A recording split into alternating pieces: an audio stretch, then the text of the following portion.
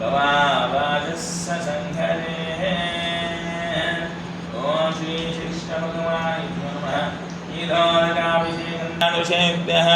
ऊर्ध्वं जगात भेषजं तन्नो अश्वधिपदेशं चतुष्पदे अश्ववान् स्वभूमिं विश्वतो ऋत्वा अत्यनिष्ठदशाङ्गुलं पुरुष एवेदं सर्वं यद्भूतं यस्य भूरुषः पादोः विश्वाभूतानि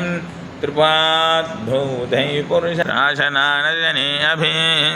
ॐ यत्पुरुषेण हविषाः देवा यज्ञमतन्वत वसन्तो अस्यासीधाज्यं ग्रीष्म इधः शरद्धमिः आप्यायः समदेतु ते विश्वद ॐ हिरण्यबाहवे सेनानां च दिशां च पतये नमो नमः वृक्षेभ्यो हरिकेशेभ्यो पशूनां पतये ॐ नमस्तेऽस्तु भगवन् विश्वेश्वराय महादेवाय त्र्यम्बकाय मृत्युञ्जयाय सोमनाय भूतेय नारायणाय